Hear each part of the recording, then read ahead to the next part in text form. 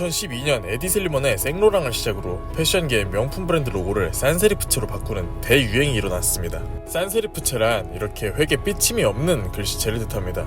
우리가 자주 쓰는 글꼴 중에는 도둠체, 고딕체가 이에 해당되고요. 보통 제목에 많이 쓰이기도 하고 요즘 많이 보이는 글씨체죠. 카페나 브랜드들에서 쓰는 이 깔끔한 서체들의 유행도 어떻게 보면 비슷한 맥락이라고 할 수 있습니다. 이 산세리프체가 유행한 이유를 크게 두 가지로 나눠봤습니다. 산세리프체 유행 이유 중 첫 번째는 젊은 층을 타겟으로 하기 위해서입니다.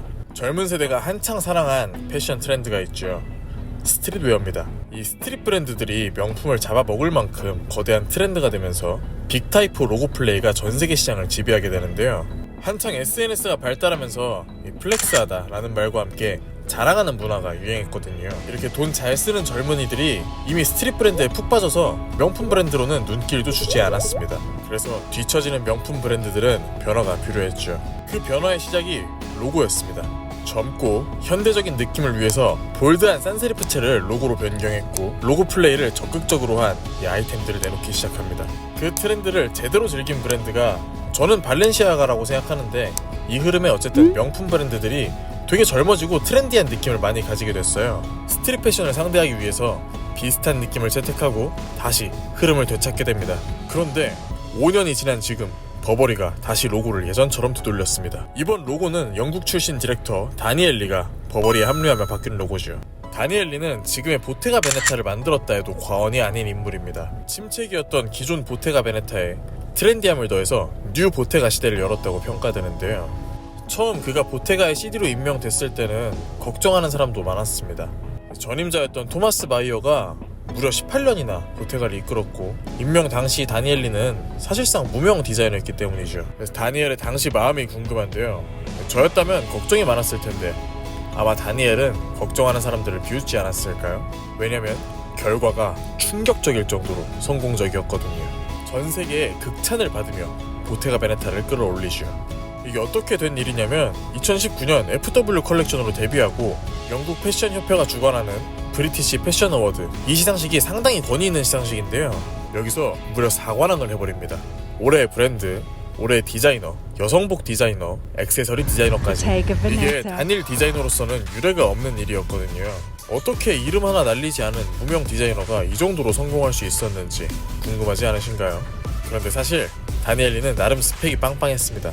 런던의 예술대학 센트럴 세인트 마틴에서 석사학위를 취득하고 졸업하자마자 1년간 메종 마르지엘라, 발렌시아가, 도나카란에서 일하면서 눈을 넓혔죠. 그리고 그때쯤 2012년 피비파일로의 셀린느가 셀린다움이라는 신조어까지 만들어내며 패션계의 혁명을 불러일으킵니다. 당시 피비파일로의 셀린은 모든 패션 디자이너들이 함께 일하고 싶은 브랜드였어요. 그래서 당연히 다니엘리도 마찬가지였죠. 그래서 도나카란을 그만두고 셀린에 들어갑니다. 셀린에서 6년을 일하게 되는데요. 그 6년 동안 피비파일로에게 배우면서 레디투웨어 디렉터 자리까지 오르게 되는데 말 그대로 기성복 책임자 자리에 올랐으니 당시 크리에이티브 디렉터였던 피비파일로 아래 거의 최고 위직까지 올랐다고 볼 수 있죠. 그런데 이 셀린 혁신을 일으킨 피비파일로가 브랜드를 떠납니다. 그래서 그림대로라면 다니엘리가 그 자리를 이어받는 것이 가장 유력해 보였는데요. 다니엘리는 그 선택을 하지 않고 보테가 베네타로 가서 3년 만에 브랜드를 트렌드의 선두에 서도록 만든 거죠. 이미 최고인 걸 하기보다 최고를 만들겠다는 마음이었을까요? 그렇게 보테가를 최고로 만든 다니엘은 그 이후 돌연 브랜드를 떠나게 되는데 피비파일로가 LVMH와 새로운 브랜드를 런칭한다는 소식과 겹쳐서 이 둘이 다시 함께할 것이란 예측이 주를 이뤘습니다. 하지만 다니엘리는 다시 한번 예상을 뒤엎고 버버리로 합류하죠. 그리고 로고를 다시 바꿔버린 거죠. 호불호가 갈리지만 제 눈엔 너무 예뻐 보이는데요. 산세리프가 싫은 건 아니지만 최근 너무 많은 브랜드들이 무분별하게 산세리프체를 사용하는 게 아닌가라고 생각하던 찰나에 다니엘리가 마침 로고를 바꿔서 개인적으로 너무 좋았습니다. 여기도 산세리프, 저기도 산세리프, 저희도 산세리프네요. 어쨌든 그래서 다니엘리가 이번에 새롭게 바꾼 로고는 완벽한 세리프체는 아닙니다만 상당히 혁신적인 도전이라고 할 수 있는데요. 다음 이유를 보시면 여기까지 의도한 건가라는 생각이 드실 수도 있어요.